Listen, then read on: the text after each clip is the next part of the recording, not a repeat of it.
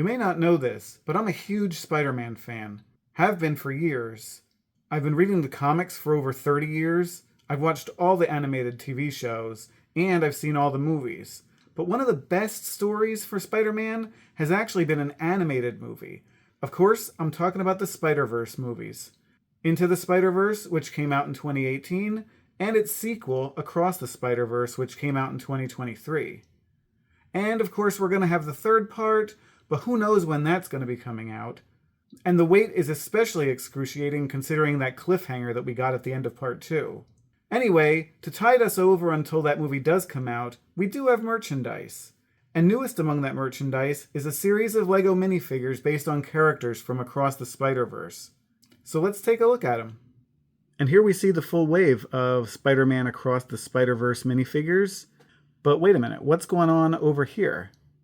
Well, unfortunately I haven't been able to find those figures yet. But we can still talk about them. So let's look at each one a little bit more in depth.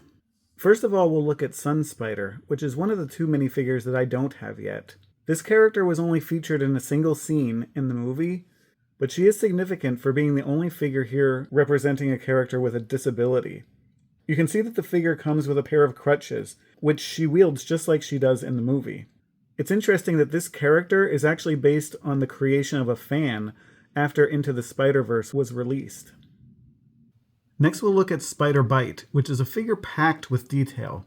Of course, she comes with a printed screen here, which shows a bunch of different information, including a graphic of a spider with the number 42 on it, which we'll remember is the spider that bit Miles Morales. The figure itself is full of detail, including printing all around, on the back, on the legs, on the arms, and on the helmet. Speaking of the helmet, we can take this off. And the face actually does have the usual 2 different expressions. And we have an alternative hairpiece as well, if we want to have the figure without the helmet. Next we have the Peter B. Parker Spider-Man, along with his daughter Mayday Parker. This is the version of Spider-Man that was teaching Miles Morales in the first movie. Now this child, if you've read the Spider-Girl comics, is the baby version of the star of that series. This figure includes Peter Parker in essentially a bathrobe, with the front being open just enough so that you can see his Spider-Man suit underneath. Not a lot of detailing, honestly. There is a little bit of printing on the back. He does have an alternative face style on the back of his head. But other than Mayday and the baby carrier, he doesn't really come with any accessories. Next, we have Web-Slinger, who is obviously a cowboy variant of Spider-Man.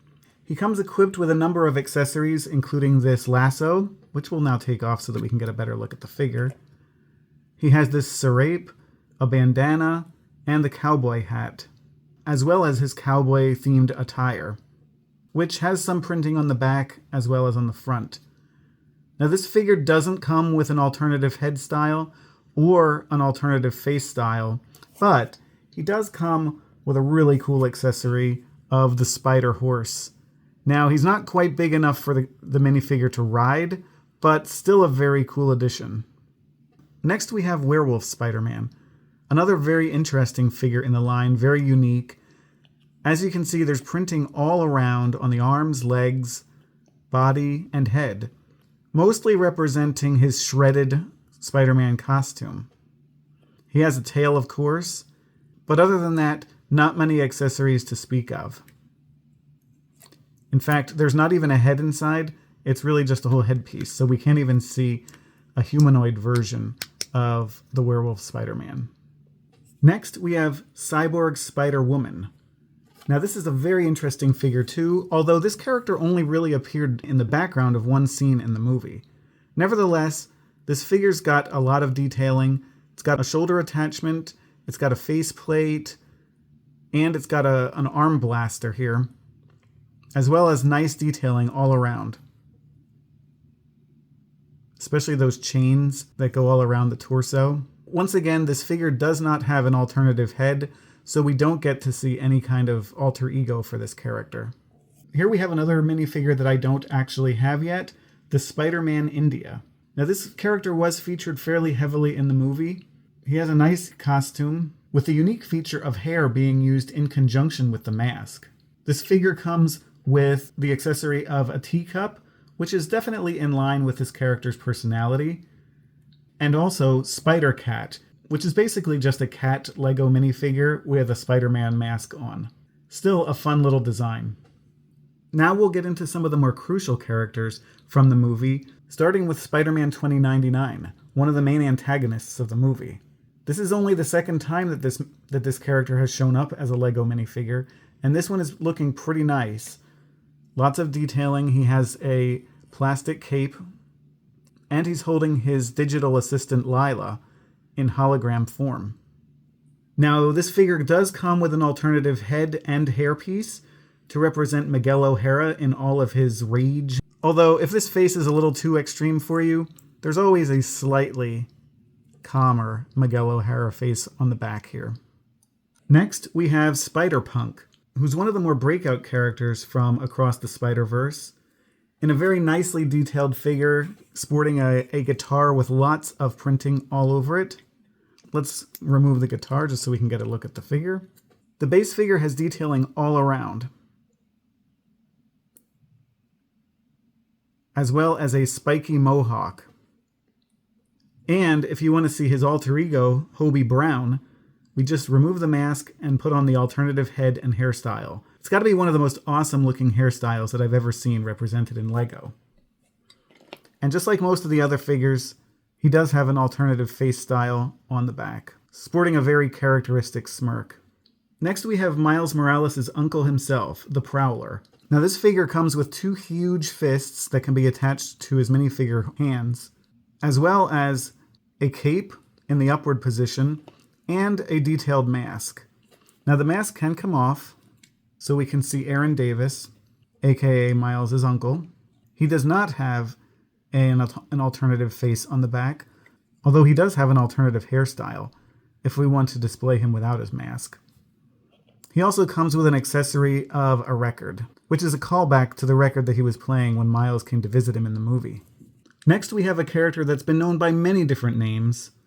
She's gone by Spider-Gwen. She's the self-proclaimed Spider-Woman. In the comics, she's known as Ghost Spider. And of course, her alter ego is just Gwen Stacy. But here we have Spider-Gwen in all her glory. We can also remove the mask to just display Gwen's face. And as is typical, she has an alternative face on the back. As another accessory, she comes with this picture of her and Miles, which is reminiscent of the end of the first movie. Finally, we have Miles Morales himself, the undoubtable star of the Spider-Verse movies. The figure is fairly basic, although he does have nice detailing all around. On the arms, we can see this lightning design, which is indicative of his lightning powers. He also comes with a little pet spider.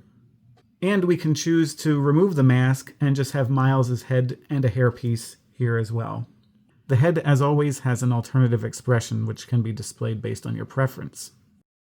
While these are all very good figures in their own right, I'd have to say that my favorite is the Werewolf Spider-Man, just because of its off-the-wall nature and its superb detailing to represent the ripped-up costume. It's fairly unique. I mean, we've had a zombified version of Spider-Man, but we've never actually had a werewolf Spider-Man yet. I can't wait until we get a Frankenstein Spider-Man or a Swamp Thing Spider-Man to complete my Spider-Man Monsters collection. Now, while not technically part of the Across the Spider-Verse minifigure set, I just had to point out this Marvel Spider-Man polybag that I found at Kohl's recently. For $5, you get two awesome minifigures and a little playset. Let's take a look at the minifigures themselves. First, you get this nice basic Spider-Man minifigure with no real bells or whistles. He's just a nice detailed figure that comes with a camera as an accessory and a couple of these web fists, which can be attached to his hands.